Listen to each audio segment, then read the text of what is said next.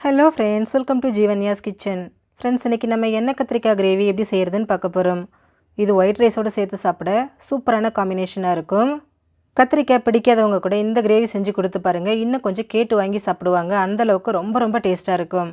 இது எப்படி செய்கிறதுங்கிறத பார்க்குறதுக்கு முன்னாடி நம்ம சேனல் ஜீவன்யாஸ் கிச்சனை மறக்காமல் சப்ஸ்கிரைப் பண்ணி பக்கத்தில் இருக்க பெல் சிம்பிளையும் கிளிக் பண்ணிக்கோங்க. ஃபஸ்ட் இதுக்கு மசாலா வறுத்து அரைச்சிக்கலாம். அதுக்கு ஸ்டவ்வில் ஒரு கடாய் வச்சுட்டு அதில் 1 டேபிள் ஸ்பூன் எண்ணெய் சேர்த்துக்கோங்க. எண்ணெய் காஞ்சதும் இதில் ஒரு வெங்காயம் கட் பண்ணினது, ஒரு கையளவுக்கு பூண்டு, ஒரு கொத்து கருவேப்பிலை, மீடியம் சைஸில் 2 தக்காளியை கட் பண்ணி சேர்த்துக்கோங்க. இது கூடவே 1/2 டீஸ்பூன் உப்பு, 1 டீஸ்பூன் மிளகு, 1 டீஸ்பூன் சீரகம் சேர்த்துக்கோங்க. சேர்த்துட்டு இதை நல்லா வதக்கிக்கோங்க. நம்ம இதை அரைக்க தான் போகிறோம், அதனால் மசிகிற அளவுக்கு வதக்கணுங்கிறது கிடையாது. பச்சை வாசனை போயிட்டு வேகிற அளவுக்கு வதக்கினா போதும். பாருங்கள், எல்லாமே நல்லா வதங்கி வந்திருக்கு. இப்போ இது கூட 1/4 டீஸ்பூன் மஞ்சள் தூள், 1 டேபிள் ஸ்பூன் தனி மிளகாய் தூள், 3 டேபிள் ஸ்பூன் அளவுக்கு மல்லித்தூள் சேர்த்துக்கோங்க. கூடவே 1 டேபிள் ஸ்பூன் காஷ்மீர் மிளகாய் தூள், இது கலருக்காக சேர்க்குறேன். சேர்த்துட்டு இதையும் ஒரு தடவை நல்லா கலந்து விட்டுருங்க. மசாலா கருகிடக்கூடாது, அதனால் ஸ்டவ் லோ ஃப்ளேமில் வச்சுட்டு இதை நல்லா கலந்து விடுங்க. பாருங்கள், நல்லா கலந்தாச்சு. இப்போ மசாலா வேகிறதுக்காக இதில் ஒரு 1/4 கப் அளவுக்கு தண்ணி சேர்த்துக்கோங்க.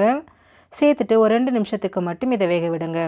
தண்ணி ரொம்ப சேர்க்க வேண்டாம், ஒரு 1/4 கப் சேர்த்தா சரியாக இருக்கும். பாருங்கள், ஒரு 2 நிமிஷம் போல் ஆயிடுச்சு. நல்லா கொதிச்சு வந்திருக்கு மசாலா. இப்போ இதை நம்ம ஸ்டவ்லேருந்து எடுத்துடலாம். எடுத்துகிட்டு இது முழுமையாக ஆறுனதுக்கப்புறமா இதை அப்படியே ஒரு மிக்சர் ஜாரில் சேர்த்துக்கோங்க.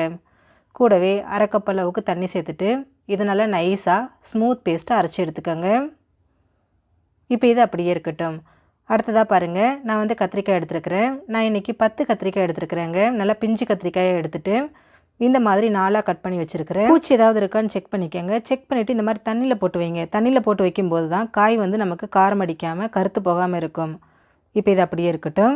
இப்போ இதை வதக்கிறதுக்கு ஸ்டவ்வில் கடாய் வச்சுட்டு அதில் 3 டேபிள் ஸ்பூன் நல்லெண்ணெய் சேர்த்துக்கோங்க. எண்ணெய் காஞ்சதும் இதில் நம்ம கட் பண்ணி வச்சுருக்கக்கூடிய கத்திரிக்காயில் இருக்கக்கூடிய தண்ணி எல்லாத்தையும் நல்லா தொடச்சிட்டு அதுக்கப்புறம் சேர்த்துக்கோங்க. தண்ணியோட சேர்க்கும்போது மேலே தெரிக்கும், அதனால் தண்ணியை தொடச்சிட்டு சேர்த்துக்கோங்க. கூடவே 1/4 டீஸ்பூன் மஞ்சள் தூள், 1/2 டீஸ்பூன் உப்பு சேர்த்துக்கோங்க. சேர்த்துட்டு ஸ்டவ்வை மிதமான தீயிலேயே வச்சுட்டு கத்திரிக்காய் ஓரளவுக்கு வெந்து நல்லா நிறம் மாறி வரும், அது வரைக்கும் இதை எண்ணெயிலேயே வேக விடுங்க. இதுலேயே நமக்கு 3/4 பாகம் அளவுக்கு வெந்து வந்துடும். பாருங்கள், கத்திரிக்காய் நல்லா நிறம் மாறி வந்திருக்கு. அந்த எண்ணெய் கொஞ்சம் கூட எடுக்காதுங்க, நம்ம சேர்த்த எண்ணெய் அப்படியே தான் இருக்குது. இந்த அளவுக்கு வெந்து வந்ததுக்கப்புறமா எண்ணெயை வடிச்சிருங்க. வடிச்சிட்டு கத்திரிக்காயை மட்டும் தனியாக எடுத்து வச்சுருங்க. இதை நம்ம அப்புறமா யூஸ் பண்ணிக்கலாம். இப்போது அதே எண்ணெயில் 1 டீஸ்பூன் கடுகு, 1/2 டீஸ்பூன் வெந்தயம், 1/2 டீஸ்பூன் சீரகம் சேர்த்துக்கோங்க. சேர்த்துட்டு இதை நல்லா பொரிய விட்டுருங்க. கடுகு சீரகம் பொரிஞ்சதும் இதில் ஒரு 15 சின்ன வெங்காயத்தை கட் பண்ணி சேர்த்துக்கோங்க. கூடவே ஒரு கொத்து கருவேப்பிலையும் சேர்த்துருங்க. சேர்த்துட்டு வெங்காயம் நல்லா வெந்து கொஞ்சம் நிறம் மாதிரி செவந்து வரணும், அது வரைக்கும் இதை நல்லா வதக்கி விடுங்க. பாருங்கள், வெங்காயம் ஓரளவுக்கு நிறம் மாதிரி நல்லா செவந்து வந்திருக்கு. இப்போ இதில் நம்ம ஏற்கனவே வதக்கி அரைச்சி வச்சுருக்கிற மசாலாவை சேர்த்துக்கோங்க. கூடவே 1/4 டீஸ்பூன் பெருங்காயத்தூள் சேர்த்துருங்க. சேர்த்துட்டு இதை நல்லா கலந்து விட்டுருங்க. ஏற்கனவே மசாலாவை நம்ம வதக்கிட்டு தான் அரைச்சிருக்கிறோம், அதனால் திரும்பவும் வதக்க வேண்டாம். எல்லாமே ஒன்று சேர்ந்து வர அளவுக்கு கலந்து விட்டாலே போதும். இப்போது ஒரு லெமன் சைஸ் புளி எடுத்துகிட்டு அதை 1 கப் தண்ணியில் கரைச்சிட்டு இது கூட சேர்த்துக்கோங்க. கூடவே 1/2 கப் அளவுக்கு தண்ணி, 3/4 டீஸ்பூன் உப்பு சேர்த்துக்கோங்க. நம்ம ஏற்கனவே மசாலா வதக்கும்போது காய் வதக்கும்போது எல்லாமே உப்பு சேர்த்துருக்குறோம், அதனால் இப்போ ரொம்ப சேர்க்க வேண்டாம், கொஞ்சமாக சேர்த்துக்கோங்க. தேவைப்பட்டால் அப்புறம் சேர்த்துக்கலாம். சேர்த்துட்டு இது எல்லாத்தையும் ஒன்று சேர்த்து கலந்து விட்டுருங்க. நல்லா கலந்ததுக்கப்புறமா இதை மூடி போட்டு மீடியம் ஃப்ளேம்லேயே வச்சுட்டு ஒரு 5 நிமிஷத்துக்கு கொதிக்க விடுங்க. மசாலா வெந்து கொஞ்சம் எண்ணெய் பிரிஞ்சு வரட்டும். பாருங்கள், 5 நிமிஷம் போல் ஆயிருக்கு. மசாலா நல்லா வெந்துட்டு கொஞ்சம் திக்காகி வந்திருக்கு, எண்ணெயும் பிரிஞ்சு வந்திருக்கு பாருங்கள். இப்போ இதில் 1 டீஸ்பூன் அளவுக்கு வெல்லம் சேர்த்துக்கோங்க. கூடவே நம்ம ஏற்கனவே வதக்கி வச்சுருக்கக்கூடிய கத்திரிக்காயையும் சேர்த்துக்கோங்க. கத்திரிக்காய் ஏற்கனவே 3/4 பாகம் வெந்துருச்சுங்க, இன்னும் கொஞ்சம் தான் வேகணும். இந்த மசாலாவிலேயே வேகும்போது கத்திரிக்காயிலேயே மசாலா இறங்கிட்டு இன்னும் நல்லா டேஸ்ட்டாக இருக்கும்.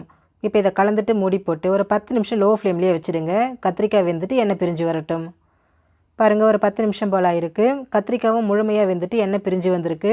கிரேவியோட கன்சிஸ்டன்சியும் பாருங்கள் பக்காவாக இருக்குது. இது ஆறும்போது இன்னும் கொஞ்சம் திக்காகும். இப்போ இதை நம்ம ஸ்டவ்லேருந்து எடுத்துடலாம். ரொம்ப சிம்பிளான முறையில் நல்லா டேஸ்டியான எண்ணெய் கத்திரிக்காய் கிரேவி ரெடி ஆகிடுச்சு. ஃப்ரெண்ட்ஸ், நீங்களும் இந்த ரெசிபியை ட்ரை பண்ணி பாருங்கள். ட்ரை பண்ணி பார்த்துட்டு உங்களோட எக்ஸ்பீரியன்ஸை மறக்காமல் கமெண்ட் பாக்ஸில் கமெண்ட் பண்ணுங்கள். உங்கள் ஃப்ரெண்ட்ஸ் அண்ட் ஃபேமிலி மெம்பர்ஸோட இந்த வீடியோவை ஷேர் பண்ணுங்கள். நம்ம சேனல் ஜீவன்யாஸ் கிச்சனை சப்ஸ்கிரைப் பண்ணி பக்கத்தில் இருக்க பெல் சிம்பிளையும் கிளிக் பண்ணிக்கோங்க. அப்போ தான் நம்ம சேனலில் நான் போடுற வீடியோஸோட நோட்டிஃபிகேஷன்ஸ் உடனுக்குடனே உங்களுக்கு வரும். தேங்க்யூ.